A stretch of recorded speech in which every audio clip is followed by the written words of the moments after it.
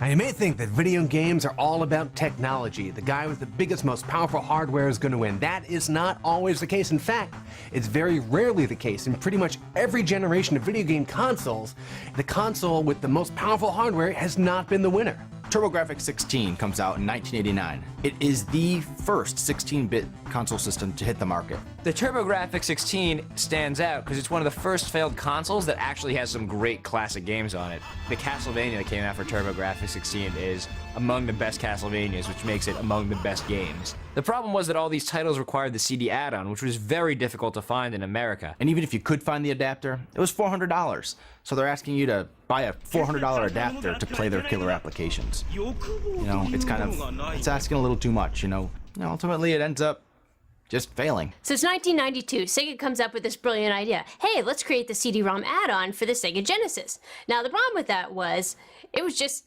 basically a CD player. The Sega CD doesn't make the Genesis any more powerful. It just gives it more storage. And the Genesis itself wasn't really ready to take advantage of that storage in any meaningful way.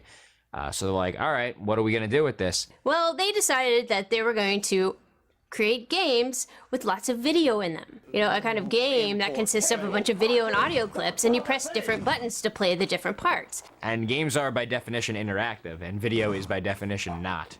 So the games are more choose your own adventure than game, where you're just picking one path and just watching what happens. Spawned some of the worst games of all time, including Night Trap, Sewer Shark, and the Make My Video series starring such fine artists as Marky Mark and CNC Music Factory. So with such fantastic games as these, the Sega CD did not go anywhere. So back in 1993, we had one of the most famous video game console flameouts of all time. This was going to be the next big thing. It was called the 3DO. To be fair, the 3DO was a powerful piece of machinery. I mean, it rivaled, you know, the PlayStation 1 before that was even out.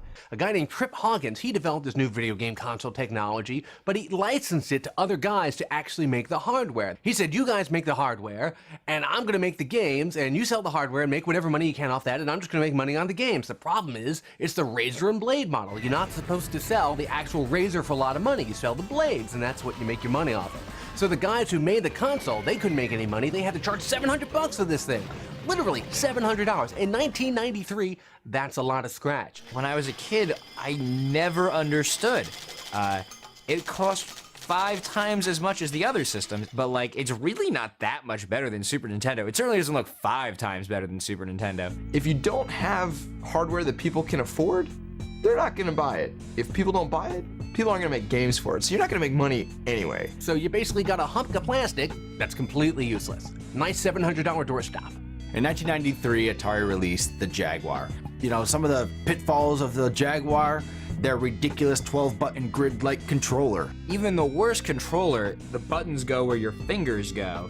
But this is really just something very unnatural. It's really incredible that it exists at all. If you want to look at some of the titles of the Jaguar games, just do a search online for worst games ever, and you'll see basically a list of all of these games. At least we know today what the Jaguar controller looks like. Nobody left living knows what a 3DO controller looks like. 2 years after the Sega CD tanked, they came out with another brilliant add-on to the Genesis system, the Sega 32X. There's not really an example in the history of games of an add-on to a system being successful, like games coming out that require just this whole new component to your system working. So another brilliant business move, a couple of months after the 32X hits the market, Sega announces that the Saturn's coming out, and it's like 10 times more powerful than this machine. Why the heck am I gonna go buy a 32X? Yeah, you can't put something out and say, this is it for now, but pretty soon there's gonna be something better. When you put something out, that's gotta be your product for the next few years. So when the Saturn launched, it didn't really do as well as Sega hoped at first, so then they jumped the gun again and immediately started talking about the Sega Dreamcast. And it totally pissed off designers because they were like, hey, if you're not going to support the Saturn, we're not going to do it either. And so they stopped making games for it. Consoles have to be made to last. It's not just a one-time launch and then you're done with it like a movie. There's a lot of things that go into it, and they have to stay afloat for 5-6 years. When you buy a console, you want to buy one and then just worry about buying the games for it, not just buying new consoles. You may say to yourself, what is the biggest bonehead move in the history of video game consoles? Well, you wouldn't have to think too long because it's nearly unanimous. It's Nintendo's Virtual Boy. Realistically, Nintendo was questioning whether it was even going to launch the Virtual Boy or not. But when the N64 got delayed for the umpteenth time, they just had to put something on the market. And there went the Virtual Boy.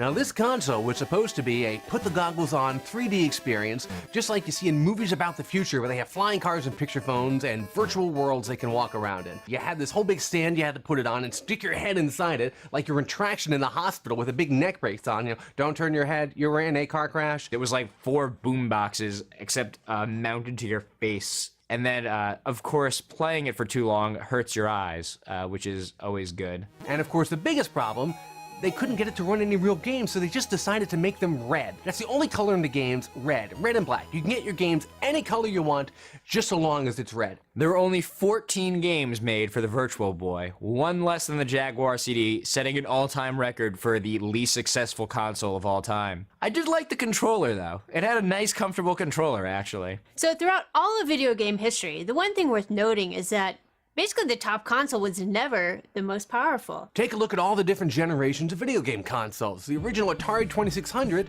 was not as good as the Intellivision, and the ColecoVision outsold it by about a bazillion units. The Sega Master System, well, that was better than the original NES, but it didn't sell nearly as well. Atari's Jaguar and the 3DO, well, they kicked the Super Nintendo's ass. Again, all complete failures. The original PlayStation, not really as good as the N64. The PlayStation 2, not really as good as the Xbox. Still the #1 console that generation. Why is that?